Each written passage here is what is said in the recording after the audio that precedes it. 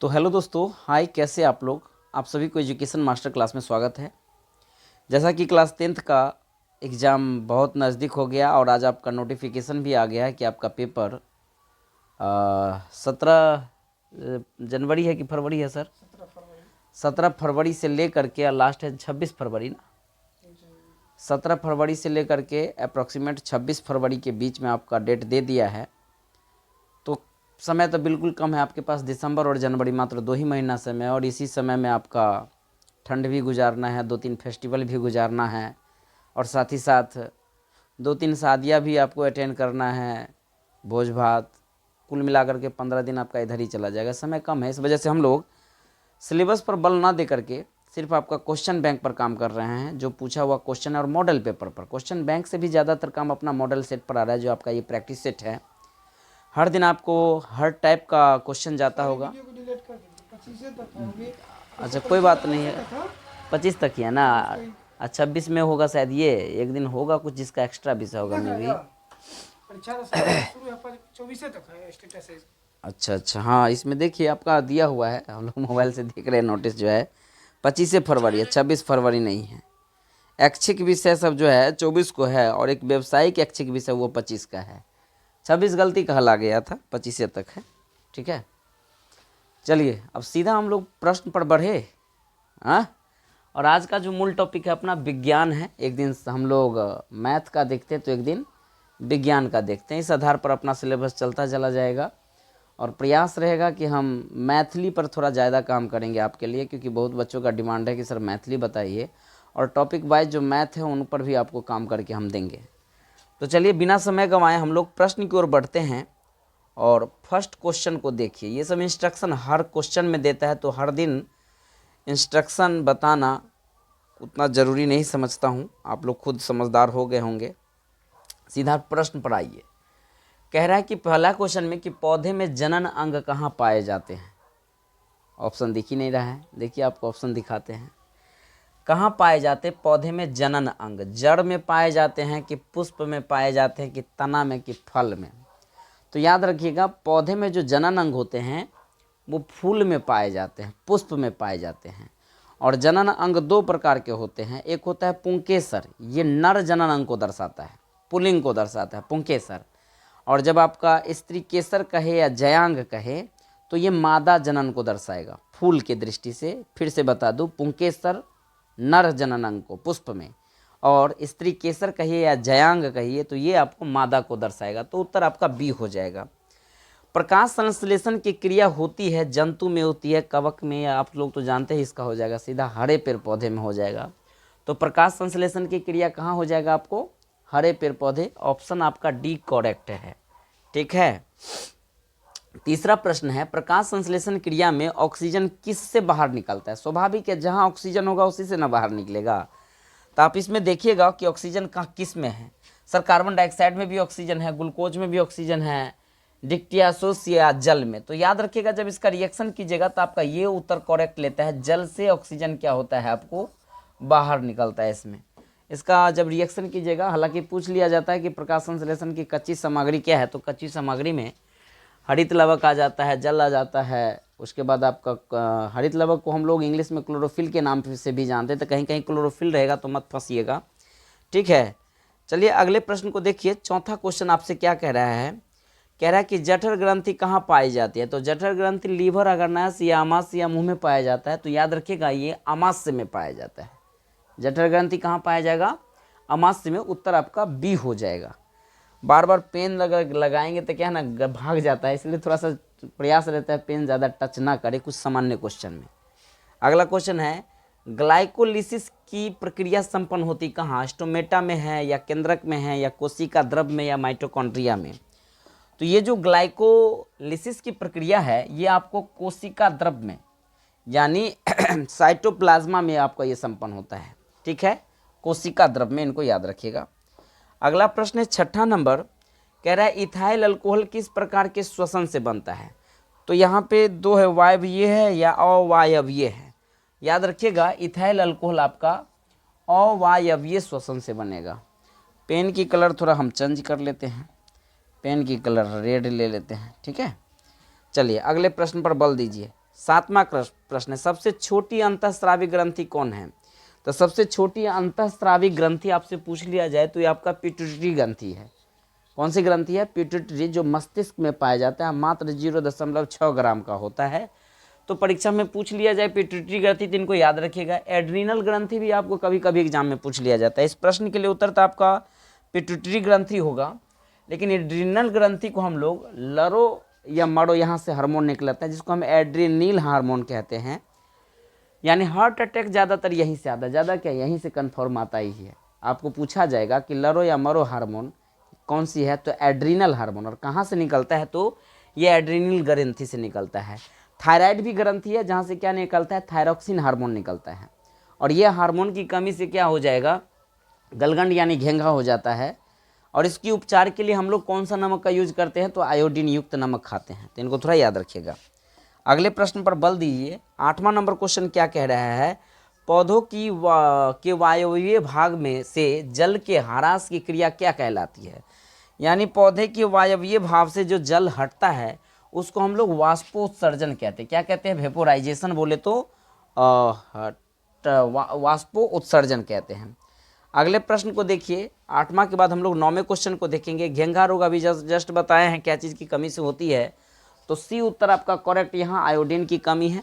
देखिए लिए, रक्त में हल्के पीले रंग जो चिपचिपे द्रव होते हैं उसे क्या कहते हैं, उसको सीरम कहते हैं। जब जाइएगा ब्लड जब टेस्ट होता है ना, तो उस ब्लड में से आपको सीरम निकाल लिया जाता है और वो हल्का पीला येलो कलर का होता है, जिससे आपके ब्लड से ही सारी बीमारी का पता चल जाएगा कि आपके ब्लड में क्या क्या कमी है, और उनसे आपका पता चल जाता है कि आपकी बॉडी में कहाँ क्या समस्या है।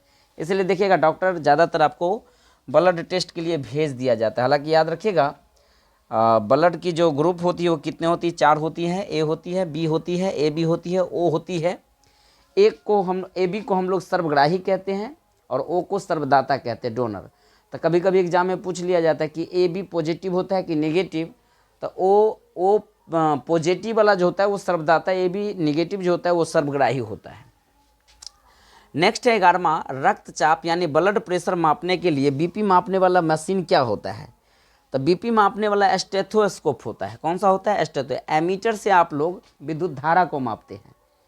इसका आंसर तो आप लोग को पता चल गया होगा, स्टेथोस्कोप हो जाएगा। यहाँ हो जाएगा, इससे हम क्या मापते हैं, एमीटर से विद्युत धारा को। और वहीं स्फेग्नोमीटर हो गया, लैक्टोमीटर से हम लोग क्या मापते हैं, तो दूध की शुद्धता को मापते हैं। तो करेक्ट आंसर आपका ए हो जाएगा। चलिए अगले प्रश्न की ओर बल देते हैं। 11 के बाद 12 है, वाष्पोत्सर्जन की क्रिया प्रायः होती है कहाँ, जंतु में कि पौधा में, कि पौधा और जंतु दोनों में? तो वाष्पोत्सर्जन की प्रक्रिया आपको बी यानी पौधा में होता है। कहाँ होता है? पौधा में। 13वां नंबर प्रश्न को देखिएगा। निम्नलिखित में किस में खुला परिसंचरण तंत्र पाया जाता है? तो मानव में खुला परिसंचरण तंत्र पाया जाता है, ओपन। ठीक है। 14 नंबर क्वेश्चन को देखिएगा। रक्त क्या है? तो रक्त एक उत्तक है। और रक्त कौन सा उत्तक होता है? तो तरल संयोजी उत्तक। कैसी उत्तक होती है? तो तरल संयोजक उत्तक। आपका करेक्ट आंसर क्या हो जाएगा? बी हो जाएगा। इनको याद रखिए। 15 प्रश्न कहता है कि मूत्र का पीला रंग किस वर्ण के कारण होता है? तो मूत्र जो येलो कलर का होता है, पीला रंग, वो यूरिक एसिड के कारण यानी यूरिया के कारण। देखिए कहीं पर लिखा होगा यूरोक्रोम है ना, तो उत्तर आपका सी हो जाएगा। यहाँ 100 लिखा है तो यूरोक्रोम हो जाएगा। मूत्र का पीलापन यूरोक्रोम। हालांकि मूत्र का पीएच मान पूछ लिया जाता है, तो मूत्र का पीएच मान कितना होता है? 6.4 होता है। ठीक है, आगे बढ़िए। 16 नंबर प्रश्न जो है कह रहा है, निम्नलिखित में कौन सा एक उभयलिंगी जंतु है? तो उभयलिंगी जंतु के अंदर क्या आ जाएगा, यानी उभयलिंगी जंतु है केचुआ। क्या आ जाएगा? केचुआ। उत्तर आपका डी हो जाएगा। और केचुआ को हम लोग किसान का मित्र कहते हैं, ये भी परीक्षा में पूछ लिया जाता है। तो उत्तर आपका क्या हो जाएगा? केचुआ। नेक्स्ट क्वेश्चन है, यूरिया रक्त में कहाँ बनता है, प्रवेश करती है? तो यूरिया जो है ना लीवर में प्रवेश करती है। रक्त में कहाँ प्रवेश करती है? लीवर में। आपका करेक्ट उत्तर क्या हो जाएगा? यकृत यानी लीवर। ठीक है। 17 के बाद 18वां नंबर प्रश्न को देखिएगा। 18वां क्वेश्चन कह रहा है कि जैव आवर्धन प्रदर्शित करने वाला रसायन क्या है? तो यो है जैव आवर्धन प्रदर्शित करने वाला रसायन, ये डीडीटी है। क्या बोलेंगे इसको हम लोग? डीडीटी हार्मोन है, उसको हम लोग जैव आवर्धन रसायन पदार्थ कहते हैं। 19 नंबर क्वेश्चन कह रहा है, निम्नलिखित में से कौन सा प्राथमिक उपभोक्ता के अंतर्गत आता है? तो प्राथमिक उपभोक्ता के अंतर्गत शाकाहारी आता है। क्या आता है? शाकाहारी। उत्तर आपका बी हो जाएगा। ठीक है, तो चलिए अब हम लोग देखते हैं प्रश्न संख्या 20 को। कह रहा है निम्नलिखित में से कौन भूमिगत जल का उदाहरण है। तो भूमिगत जल के अंतर्गत नलकूप आते हैं, कुआं आते हैं, तो आपका उत्तर हो जाएगा इसमें कुआं। करेक्ट आंसर ए हो जाएगा कुआं। 20 के बाद हम लोग बढ़ेंगे 21 नंबर प्रश्न की ओर कि प्राकृतिक चयनवाद का सिद्धांत किसने दिया, या प्राकृतिक चुनाव द्वारा जीवों को विकास क्या कहलाता है। तो ये कौन व्यक्ति सिद्धांत दिए थे, उस महान विद्वान का नाम था डार्विन, और इसको हम लोग डार्विनवाद कहते हैं क्योंकि डार्विन साहब ने इसके बारे में व्याख्या दिए थे। ठीक है, प्राकृतिक चयनवाद का सिद्धांत कहिए या प्राकृतिक चुनाव, कुछ भी रहने तो डार्विन को टिक आउट करके आप आगे निकल जाइएगा। अगले प्रश्न की ओर बढ़ते हैं। 22 नंबर कहते हैं हरे पौधे क्या कहलाते हैं। हरे पौधे को हम लोग उत्पादक कहते हैं। क्या कहेंगे? उत्पादक। अब यहाँ पर देखिए आपका उत्तर सी है, उत्पादक। करेक्ट सी हो जाएगा। 22 के बाद 23 नंबर प्रश्न को देखिए, अंडोत्सर्ग का कारण क्या है। यानी अंडोत्सर्ग का मूल कारण है LH हार्मोन निकल, यानी LH हार्मोन से ही अंडा का क्या होता है, निर्माण, यानी अंडोत्सर्ग होता है। थोड़ा बड़े होते हैं LH हार्मोन, इसको LH हार्मोन में आप टिक आउट कर लीजिएगा। करेक्ट आंसर आपका क्या है, ये ए है। ठीक है, अब अगले प्रश्न की ओर बढ़ते हैं हम लोग। 22 नंबर क्वेश्चन के बाद 23 के बाद 24 नंबर प्रश्न को देखते हैं। 24 कहते हैं लैंगरहैंस की द्वीपकाएँ कहाँ पाई जाती है। देखिए हट गया है पेन, तो मैं क्या करूँ, बार बार यही होता है। लैंगरहैंस की द्वीपकाएँ होती हैं आपको अगरनास्ये में। कहाँ होती है? अगरनास्ये में। लैंगरहैंस की द्वीपका अगरनास्ये में। करेक्ट आंसर आपका सी हो जाएगा। नेक्स्ट है थायरॉक्सिन हार्मोन का संश्लेषण निम्नलिखित में किसका होना आवश्यक है।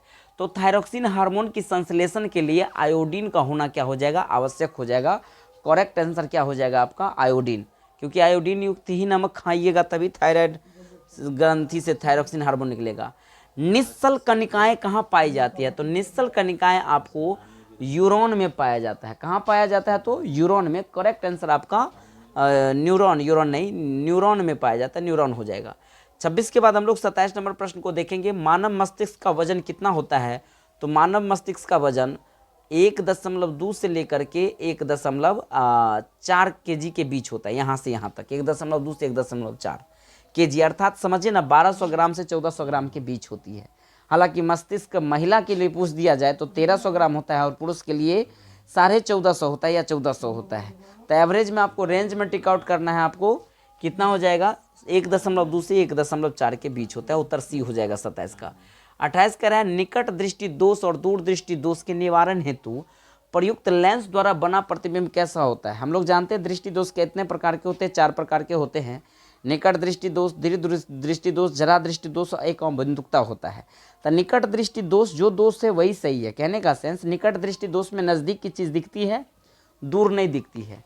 और निकट दृष्टि दोष को दूर करने के लिए हम लोग अवतल लेंस का इस्तेमाल करते हैं। कैसे? ट्रिक से भी पकड़ेंगे, निकट अवतल। दूर दृष्टि दोष में उत्तल लेंस का इस्तेमाल करते हैं, दूर जो, और दूर दृष्टि दोष में दूर दिखता है लेकिन नज़दीक नहीं दिखता है। और ये दोनों लेंस का जो उपयोग करते हैं अपने आँखों पर, उससे कैसा प्रतिबिंब बनता है, हमेशा वास्तविक बनेगा और उल्टा बनेगा। तो उत्तर आपका करेक्ट हो जाएगा वास्तविक और उल्टा, यानी ये डी उत्तर हो जाएगा, वास्तविक और उल्टा। वास्तविक और उल्टा, करेक्ट आंसर आपका डी हो जाएगा। 28 के बाद 29 नंबर क्वेश्चन देखिएगा। साइड मिरर में कौन सा दर्पण लगा रहता है। जब गाड़ी चलाते हैं तो गाड़ी यानी साइड मिरर पीछे देखने में उत्तल दर्पण का उपयोग होता है। तो करेक्ट आंसर आपका ए हो जाएगा। यहाँ पे उत्तल दर्पण ये है आपका। वहीं उत्तल दर्पण का उपयोग एक जगह और होता है, गली के स्ट्रीट लाइट में ऐसे रहता है ना। सीधा समझिए, इस तरीका से आप डायलॉग समझिए, ये और ये, यानी गाड़ी को ऐसे लगाते तो पीछे देखते हैं ना, इसको ऐसे देखते हैं। गाड़ी के साइड मिरर में उत्तल दर्पण का उपयोग क्यों होता है, अगर 2 नंबर में पूछ दे तो आप इस अंदाज में जवाब देना, क्योंकि वो उत्तल दर्पण जो होता है ना, पीछे बड़े बड़े ट्रक रहते हैं, यानी बड़ी वस्तु को छोटे बनाता है। अर्थात कोई बड़े वस्तु को छोटा प्रतिबिंब बनाने के लिए हम लोग उत्तल दर्पण का उपयोग करते हैं।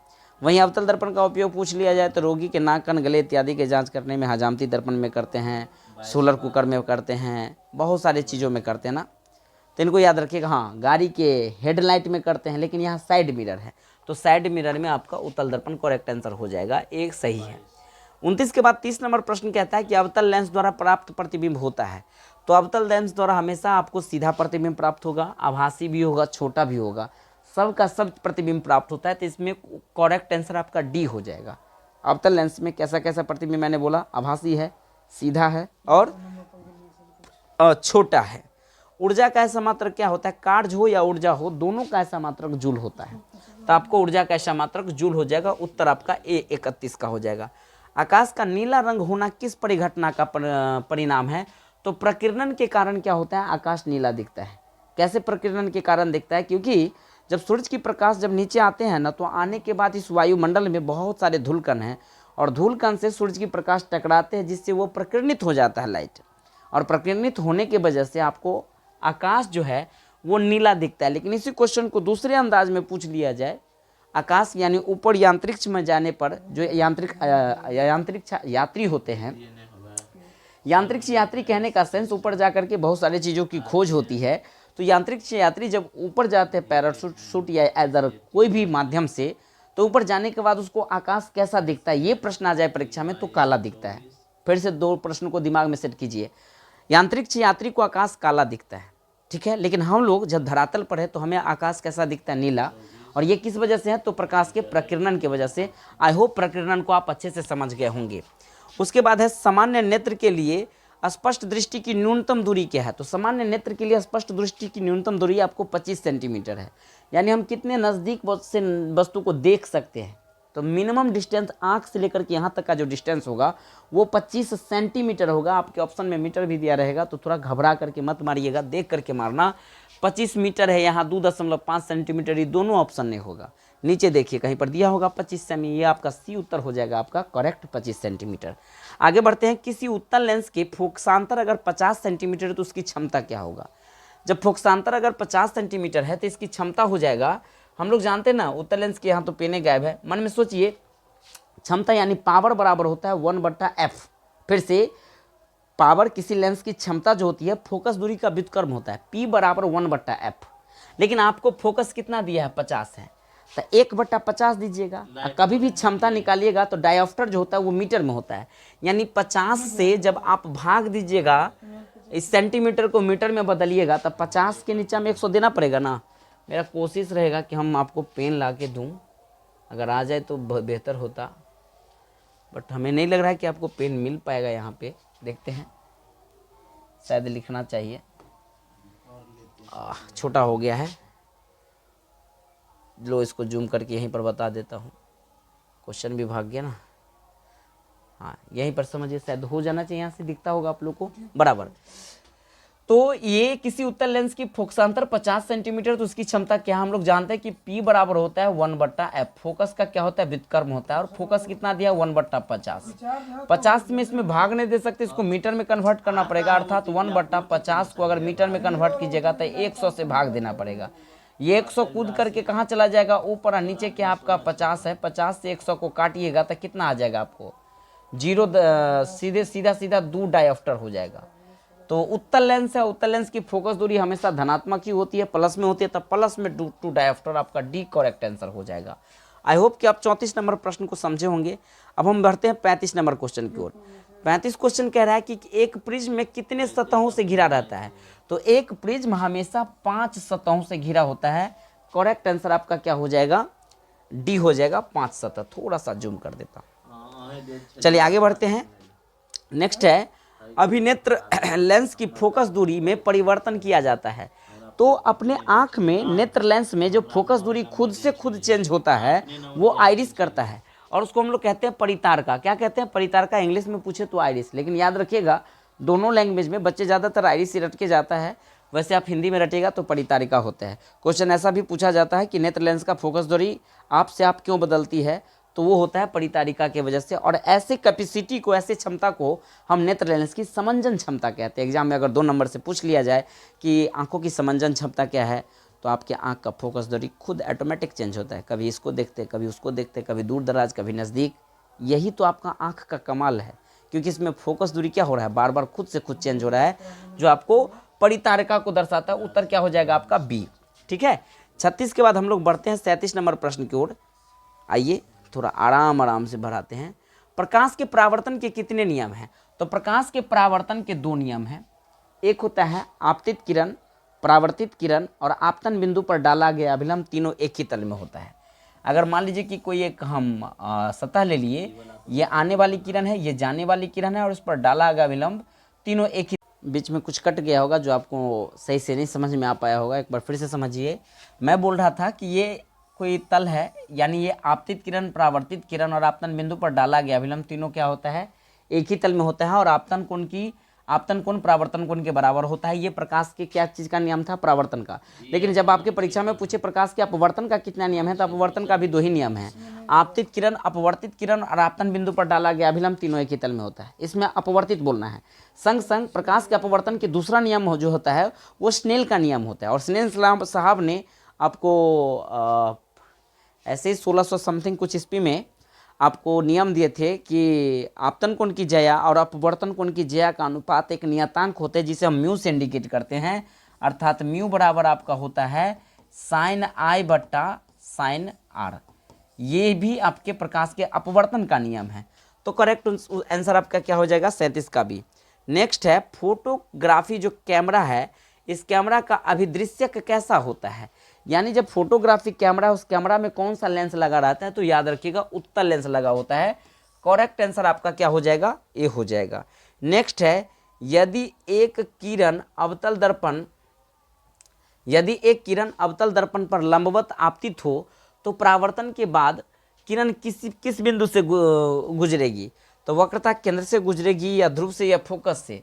यानी जब ये आपको अवतल दर्पण दिया है तो हम लोग जानते हैं ना, अवतल दर्पण जिस दर्पण की बाहरी सतह क्या हो, रजतीत हो, और इस पर क्या किया गया है, लंबवत आपतित है। जब ये लंबवत आपतित होगी कोई किरण और यहाँ जो बीच वाले पार्ट होते हैं उसको ध्रुव कहते हैं। दर्पण की जो चौड़ाई होती है इस चौड़ाई को हम लोग द्वारक कहते हैं, और ये जो जाने वाली रेखा होता है ये प्रधान अक्ष होता है। यहाँ जो होती है ये फोकस होती है और यहाँ आपका क्या होता है, वक्रता केंद्र होता है। यहाँ से टकराने के बाद ये फोकस से जाता है, कहाँ से जाता है, फोकस से। तो लंबवत आपतित किरण टकराने के बाद किससे होकर के गुजरेगा, तो आपको फोकस से गुजरेगा। करेक्ट आंसर आपका ए हो जाएगा। ठीक है, अगले प्रश्न की ओर बढ़ते हैं। 39 के बाद हम लोग 40 की ओर देखेंगे। 40 नंबर क्वेश्चन क्या कह रहा है, कह रहा है कि यदि एक प्रिज्म से एक वर्णी किरण को गुजारते हैं तो इसमें क्या चेंज डे होगा। एक वर्णी किरण, किसी प्रिज्म से जब आप एक वर्णी किरण को गुजारते हैं तो उसमें वर्ण विक्षेपण की घटना नहीं घटेगी। कौन सा विक्षेपण की घटना, तो वर्ण विक्षेपण की घटना नहीं घटेगी। नेक्स्ट क्वेश्चन कह रहा है कि पवन विद्युत जनरेटर यानी जनेत्र में कुंडली को घुमाने का काम मूलतः करती है स्थिर हवा में या उच्च दाब की हवा में या गतिमान हवा में। पवन विद्युत कहने का सेंस देखिएगा, जहाँ ज़्यादा हवा चलते रहते हैं वहाँ पवन से ही विद्युत निकाला जाता है। पवन बोले तो हवा से करंट निकाला जाता है, खासकर गुजरात के क्षेत्रों में ऐसा देखने को मिलता है। और वहाँ ज़्यादा हवा के स्पीड होने का मूल रीज़न ये है कि समुद्री क्षेत्र है। जहाँ समुद्री स्थल है वहाँ आपको हवा की स्पीड बहुत ज़्यादा आता है और तूफान की घटना ज़्यादा घटती है। जैसे कि आप पश्चिम बंगाल वाले में देखिए या साउथ इंडिया में देखिए या वेस्ट में देखिए, जहाँ जहाँ समुद्र के स्थल से सटा हुआ क्षेत्र है वहाँ स्पीड रहेगा। और जब हवा की स्पीड है तो सरकार इस स्पीड को तो यूज मिलेगा, अर्थात पवन चक्की लगा देता है और उस चक्की से क्या होता है, गति से ही करंट उत्पन्न होता है। तो पवन की गति हो जाएगा इसमें करेक्ट आंसर गतिमान हवा। क्या हो जाएगा उत्तर, गतिमान हवा। नेक्स्ट क्वेश्चन है कि कांच की अवतल लेंस की वायु में शक्ति क्या होती है। तो अवतल लेंस की कांच में जो शक्ति होती है वो धनात्मक होती है। कैसी होती है, धनात्मक। उत्तर आपका बी करेक्ट हो जाएगा। 43 कह रहा है निम्नलिखित में कौन विद्युत का सुचालक है। तो विद्युत का सुचालक ग्रेफाइट है। हालांकि ग्रेफाइट के बारे में आप जानते हैं, हीरा और ग्रेफाइट जो है ये आपको कार्बन का अपर रूप है और हीरा चमकता है पूर्ण आंतरिक परावर्तन के कारण और हीरा विद्युत का कुचालक है। हीरा का अपवर्तनांक 2.42 होता है और डायमंड सिटी यानी हीरा सिटी के नाम से जाना जाता है, हीरो के शहर के नाम से जाना जाता है सूरत को। ग्रेफाइट की बात बताऊं तो ग्रेफाइट का इस्तेमाल हम लोग पेंसिल बनाने में करते हैं और ये विद्युत का सुचालक है। हालांकि कांच काटने में भी ग्रेफाइट का इस्तेमाल होता है। वहीं आयोडीन की बात करूं तो आयोडीन एक नमक है और सबसे ज़्यादा चमकीला अगर कोई अधातु है तो वो आयोडीन है, जिसकी परमाणु संख्या 53 होता है और संकेत आई होता है, इनको याद रखिएगा। सल्फर की बात करूं तो इसका संकेत एस होता है और सल्फर का इस्तेमाल हम लोग कहाँ करते हैं, तो सल्फर एक गंधक के रूप में होता है। सल्फर जब ऑक्सीजन से संपर्क कर लेता है तो SO2 गंधक बनाता है, जो आपको कहीं पर स्फोट धब्बा बना देता है। प्रदूषण में ज़्यादातर SO2 का ही ये देखा जाए, क्योंकि गंगा के मैदान देखिएगा, गंगा जहाँ गंगा नदी भारत में सबसे ज़्यादा अगर गंदगी वाला नदी है तो आपको गंगा का एक सहायक नदी है जिसको हम यमुना नदी कहते हैं।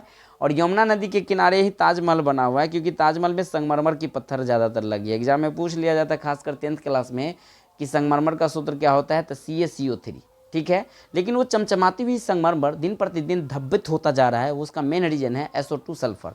आई होप ये चारों ऑप्शन को आप अच्छे से समझे होंगे इन सभी ऑब्जेक्टिव से। अगला प्रश्न कह रहा है कि वक्रता त्रिज्या अगर 1 मीटर है तो अवतल दर्पण की फोकस दूरी क्या है। सिंपल बात है, क्योंकि ये अगर मान लीजिए आपका अवतल दर्पण है और अवतल दर्पण की बाहरी सतह स्थित है और प्रावर्तक सतह धंसी, इसको भीतरी के जगह हम प्रावर्तक बोलते हैं। कारण क्या है, क्योंकि लाइट आप रंगे हुए तरफ से नहीं मार सकते हैं, बिना रंगे हुए तरफ से आप मार सकते हैं या अपना चेहरा देख सकते हैं। तो यहाँ से ये ध्रुव है, ध्रुव से जो आगे जाइएगा यहाँ जो C दीजिएगा ये वक्रता त्रिज्या को दर्शाता है, और यहाँ क्या होता है फोकस। ये दूरी आपको 1 मीटर दिया हुआ है, 1 मीटर कहने का सेंस 100 सेंटीमीटर है। तो हम लोग थ्योरी से पढ़े हैं ना कि वक्रता त्रिज्या जो होती है वो फोकस दूरी का क्या होता है, दुगुनी। आपसे डिमांड किया गया फोकस दूरी, तो इसीलिए हम कह सकते हैं कि फोकस दूरी क्या हो जाएगा, वक्रता त्रिज्या की आधी। और वक्रता त्रिज्या आपका 1 मीटर दिया है, इसका आधी कर दीजिए, मीटर को सेंटीमीटर में बदल दीजिएगा और आधा कर दीजिएगा, तो आपका आंसर आ जाएगा 50 सेंटीमीटर। आई होप कि इसका आंसर आपका बी आपको देखने को मिला होगा, करेक्ट आंसर बी हो जाएगा। परीक्षा में से वक्रता त्रिज्या और फोकस से रिलेटेड 2 ऑब्जेक्टिव पूछ लिया जाता है कि वक्रता त्रिज्या फोकस की क्या होती है, दुगुनी, या फोकस वक्रता किसी दर्पण की फोकस दूरी वक्रता त्रिज्या की क्या होती है, तो आधी। इनको थोड़ा ध्यान में रखिएगा। अवतल दर्पण की फोकस दूरी हमेशा माइनस में होती है और उत्तल दर्पण की फोकस दूरी हमेशा प्लस में होती है। इन चीज़ों को भी याद रखिएगा, परीक्षा में पूछ लिया जाता है। 45 नंबर प्रश्न को बढ़ाते हैं। कह रहा है कि सघन माध्यम से विरल माध्यम में इस बार जाने पर किरण किधर घूम जाती है। ध्यान रखिएगा, कोई मीडियम है, यानी ऊपर हवा मान लेते, ये हवा है और नीचे आपका ये पानी है, इसको हम सघन कहते हैं। क्या कहते हैं इसको, सघन कहते हैं। ऊपर वाले को हम लोग कहते हैं विरल। तो जब सघन माध्यम से विरल माध्यम में कोई किरण जाता है ना, तो लंब से ये दूर भाग जाता है, और जब विरल से सघन में आवे तो प्रावर्तन के बाद जो किरण है अपवर्तित होने के बाद वो अभिलंब की ओर मुड़ जाती है। एक बार फिर से ध्यान रखिए, जब प्रश्न में रहता है विरल से सघन में आने पर किधर घूमती है, तो वो अभिलंब की ओर झुक जाती है। लेकिन जब सघन से विरल में जाएगा तो वो क्या होगा, अभिलंब से दूर भागेगा। तो अभिलंब से दूर कहीं पर लिखा होगा, इसमें आपका उत्तर करेक्ट ए हो जाएगा। 46 नंबर क्वेश्चन है कि विद्युत धारा उत्पन्न करने की युक्ति क्या है। यानी विद्युत धारा उत्पन्न करने की युक्ति मशीन क्या है, क्या चीज़ से करंट निकालिएगा, मोटर से निकलेगा क्या, नहीं, जनरेटर से निकलता है, नहीं, क्योंकि जनरेटर जो होता है उसमें लगी हुई आर्मेचर पंखी सब नाचता है, अर्थात यांत्रिक ऊर्जा को विद्युत ऊर्जा में बदलता है। तो इसमें करेक्ट आंसर आपका क्या हो जाएगा, ए, जनित्र होता है, ठीक है, विद्युत धारा उत्पन्न करने की। लेकिन आपसे प्रश्न में इस टाइप से पूछ लिया जाता कि किसी वायर, अगर मान लीजिए इस तार में करंट है कि नहीं, इसको हम लोग क्या चीज़ से नापते, तो इसको हम नापते गैल्वेनोमीटर से। क्या चीज़ से नापते, गैल्वेनोमीटर से। ध्यान दीजिएगा, किसी तार में करंट है या नहीं, इसको नापने वाली जो मशीन होगी वो गैल्वेनोमीटर होगी। लेकिन एमीटर भी दे दिया है, इस तार में कितना करंट है इनकी मापने की अलग मशीन आएगी, जिसको हम एमीटर कहते हैं। क्या कहते हैं, एमीटर। और मोटर जो होता है वो विद्युत ऊर्जा को यांत्रिक ऊर्जा में बदलता है, जैसा कि आपको पंखा में देखने को मिलेगा। आई होप 46 को अच्छे से समझे। 47 नंबर का क्वेश्चन है कि ऊर्जा का पारंपरिक स्रोत क्या है। ऊर्जा का पारंपरिक स्रोत कहने का सेंस पवन ऊर्जा, आपका सौर ऊर्जा और बायोगैस, ये हमेशा आपको मिलता रहेगा, ये सब हमेशा मिलता रहेगा। लेकिन आपसे पूछा गया है, इंग्लिश में अगर पढ़ा जाए, the conventional source of energy is, यानी पारंपरिक, पुरानी, पारंपरिक, यानी इसको हम लोग कोयला को पारंपरिक ऊर्जा के अंतर्गत ले आएंगे। गैर परंपरागत के अंतर्गत क्या आ जाएगा, पवन ऊर्जा, सौर ऊर्जा और बायोगैस। इसमें पारंपरिक ऊर्जा के लिए हाँ ऐसे क्वेश्चन आ जाए भाषा के आधार पर, नवीकरणीय और अनवीकरणीय, तो उल्टा हो जाता है। नवीकरणीय में आपको आ जाएगा ये पवन हो गया, सौर ऊर्जा हो गया, बायोगैस हो गया, और अनवीकरणीय में आ जाएगा आपका कोयला। 48 नंबर प्रश्न कह रहा है कि कांच की एक समांतर पट्टिका पर श्वेत किरण तिरछी आपतित होती है, तो निम्नांकित में से कौन सा प्रथम अपवर्तन के साथ घटना घटती है। तो इसमें विक्षेपण की घटना घटती है। कौन सी घटना घटेगी, विक्षेपण की घटना घटती है। आई होप आप 48 को समझे होंगे। 39 कहता है कि हमारे घरों में जो विद्युत की आपूर्ति की जाती है वो कितने वोल्ट की होती है, 220 वोल्ट की होती है। लेकिन देखिए यहाँ पे आपको फंसा दिया है, ये 220 वोल्ट आपका दिष्ट धारा है कि प्रत्यावर्ती धारा है। तो मन में फीलिंग कीजिए कि 220 वोल्ट हमारे घर में जो आता है वो डायरेक्ट करंट है कि अल्टरनेटिव करंट है। डायरेक्ट करंट को दिष्ट धारा कहते हैं, अल्टरनेटिव करंट को हम लोग प्रत्यावर्ती धारा कहते हैं। तो यहाँ पर ये आपका प्रत्यावर्ती धारा करेक्ट आंसर हो जाएगा। तो 49 के बाद हम लोग आगे बढ़ेंगे क्वेश्चन को। प्रश्न संख्या आपका 50 इंतजार कर रहा है कि जस्ता का परमाणु संख्या कितना है।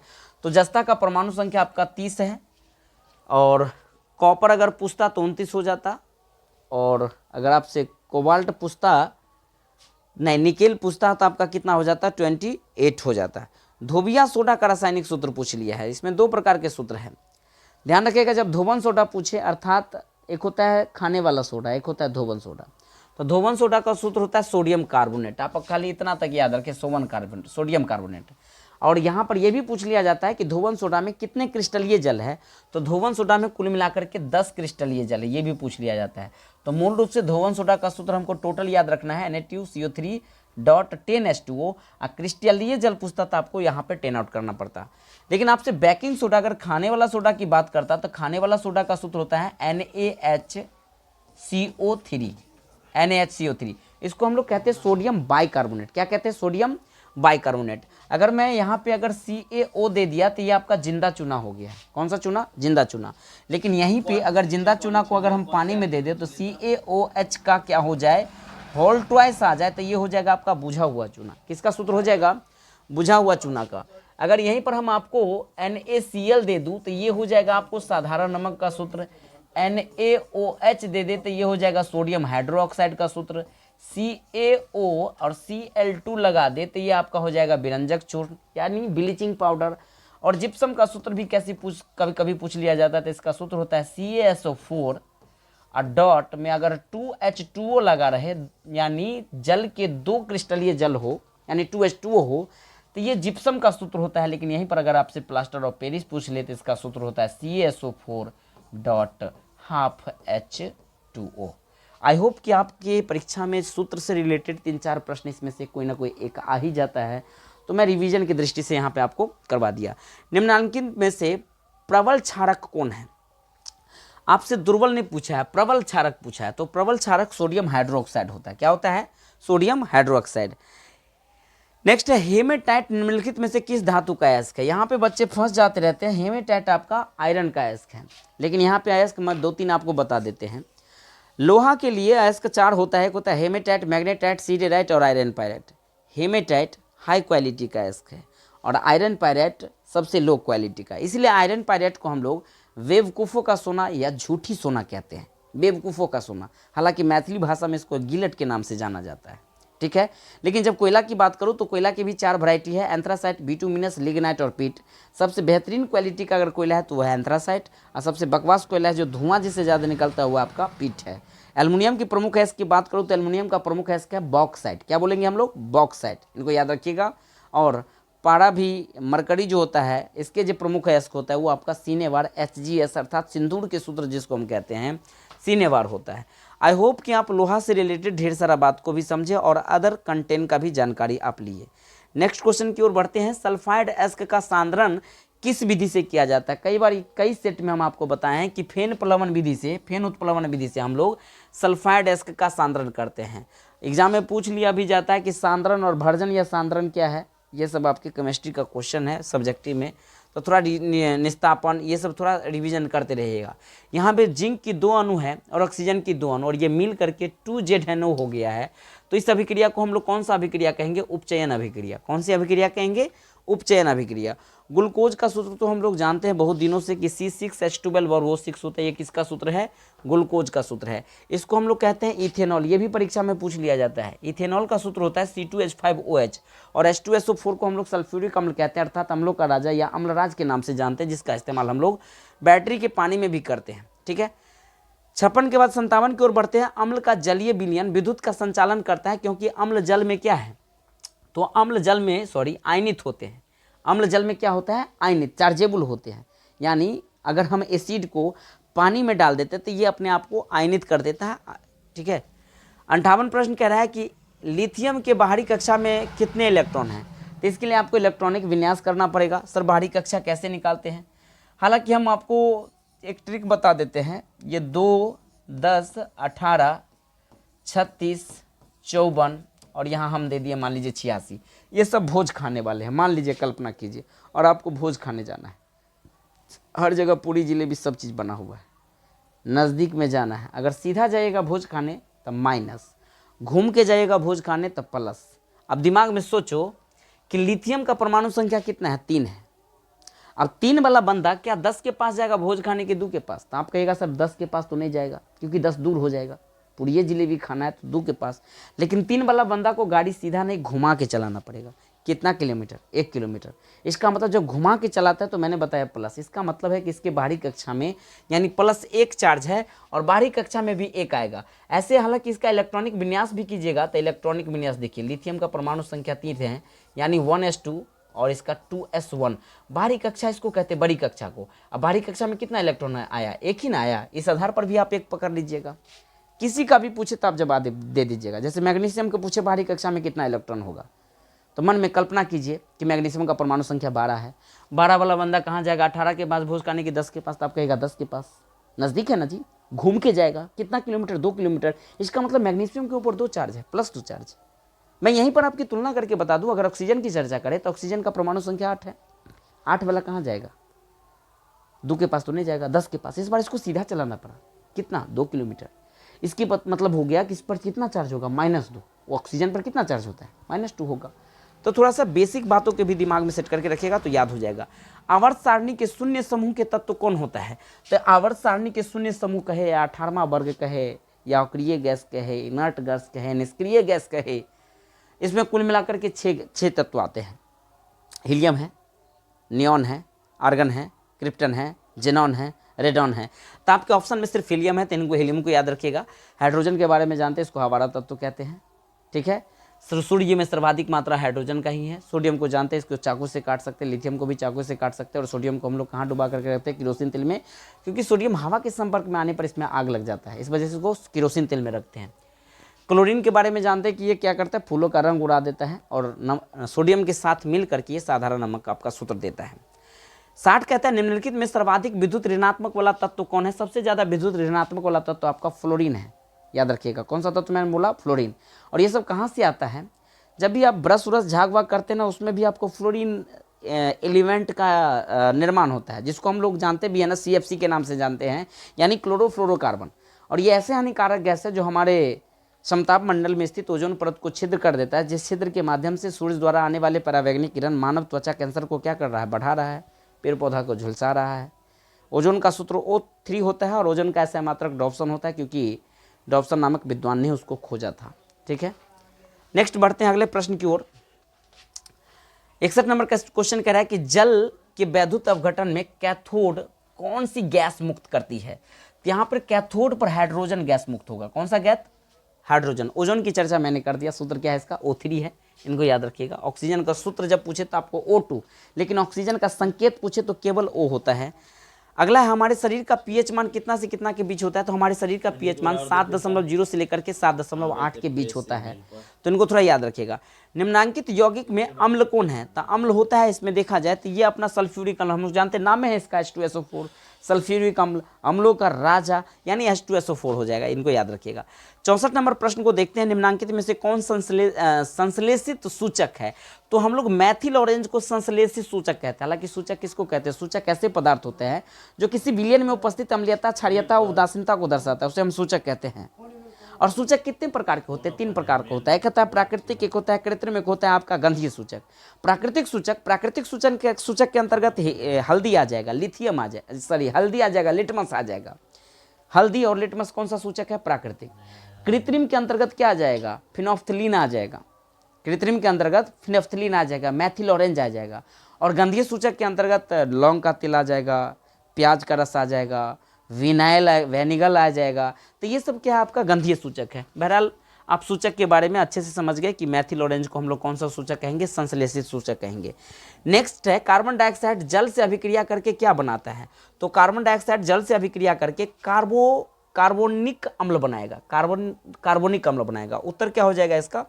सी। थोड़ा फास्ट में खत्म करना है। नेक्स्ट है कॉपर पायराइट्स का रासायनिक संघटक क्या होगा? तो कॉपर पायराइट का रासायनिक संघटक का संगठन है, ये 7 का है लगा दिया जी, कॉपर पायराइट है ना, CuFeS। चलिए क्वेश्चन को डाउट में रखते हैं 66 को, अभी माइंड पे नहीं आ रहा है। नेक्स्ट आगे बढ़ते हैं 67 नंबर प्रश्न की ओर। प्राकृतिक यानी में मुक्त। तो आइए हम लोग इस क्वेश्चन को देखते हैं। कभी कभी क्या है ना, गड़बड़ हो जाता है। प्रकृति में मुक्त अवस्था में पाए जाने वाले तत्व वो सोना है, क्योंकि सोना एक ऐसी चीज़ है जो पृथ्वी के अंदर से निकलते हैं। इसमें हमको किसी ज़्यादा तामझाम की जरूरत नहीं पड़ता है। सीधे झाड़ पोछ करके, चूर चार करके, आपको जितना बड़ा जैसे बनाना है, गोला बनाइए, भोला बनाइए, जैसे बनाइए, आप आगे मार्केट में बेच दीजिए। ज़्यादा रिएक्शन करने, हाँ लोहा निकालिएगा तो उसको चूरना पड़ेगा, फिर उत्प्लवन विधि से सेट कीजिए, यानी तो आप हवा के माध्यम से या चुंबकीय विधि से, कोनो न कोनो विधि से आपको शुद्ध करना पड़ता है। लेकिन सोना में ऐसा नहीं होता, ये फ्री है। सोना के बारे में जानते हैं कि इसका शुद्धता हम लोग कैरेट में मापते हैं और शुद्ध सोना 24 कैरेट का होता है, इतना बात तो जानते हैं। मात्र 1 ग्राम सोना से हम आधा किलोमीटर नमरा सकते हैं। क्वेश्चन आता है कि 1 ग्राम सोना को आप कितने दूरी तक नमरा सकते हैं, तो 0.5 किलोमीटर। 0.5 कहने का सेंस आप आधा किलोमीटर की चर्चा कर रहे हैं। ठीक है, आगे बढ़ते हैं। और जिंक, लोहा, तांबा, इस सब के बारे में आपको ढेर सारा चर्चा कर दिए हैं। निम्नलिखित में से कौन सा धातु सबसे अधिक अभिक्रियाशील है? सबसे ज़्यादा क्रियाशील इस सभी एलिमेंट में आपको जिंक देखने को मिलेगा, सोना नहीं मिलेगा। सोना ज़्यादा क्रियाशील नहीं होगा, जिंक ज़्यादा होगा। चांदी की बात बताऊं तो चांदी जो होता है ये विद्युत का सबसे सुचालक, सबसे बेहतरीन क्वालिटी का सुचालक वाला पदार्थ है, तो आपका क्या है? चांदी है, Ag है, जिसका परमाणु संख्या 47 है। कॉपर 29 इसकी परमाणु संख्या होता है। और ये सब आपको धातु है। ठीक है, चांदी के लिए मैंने बताया था, चांदी के चम्मच से अंडा नहीं खाइए, अंडे में सल्फर की मात्रा पीला वाला पार्ट होता है। सिल्वर और सल्फर दोनों मिल करके एक हानिकारक गैस उत्पन्न करता है जो मानव स्वास्थ्य के लिए बुरा प्रभाव डालता है। अगला है, किसी अधातु के बाहरी कक्षा में कितने इलेक्ट्रॉन होता है? तो किसी भी अधातु के बाहरी कक्षा में या तो 3 इलेक्ट्रॉन होगा, या 4 होगा, या 5 होगा, या 6 होगा। आपको ऑप्शन इसमें एक करेक्ट हो जाएगा। अब कैसे होगा, इसके लिए हम बेसिक क्लास आपको लाएंगे इलेक्ट्रॉनिक विन्यास का। हालांकि बता दिए, आप जाके देखिएगा, इस पैनल पे नहीं लेकिन व्हाइट बोर्ड पे बताएं तो आपको समझ में आएगा। अब यहाँ पे बताने लगे तो थोड़ा लॉन्ग टाइम हो जाएगा। ठीक है, पित्तल क्या चीज़ का मिश्र धातु है? तो पिताजी, तांबा और जस्ता यहाँ पर मिल रहा है ना, तो ऑप्शन आपका ए हो जाएगा। कॉपर और जिंक के मिश्रण से पित्तल बना है। ठीक है, पित्तल के बर्तन में हम दही नहीं जमा सकते हैं। कारण क्या है? क्योंकि ये पित्तल जो होता है, अम्लीयता होती है ना, दही, अम्ल और पित्तल अभिक्रिया करके खतरनाक गैस उत्पन्न करेगा जो खराब होगा।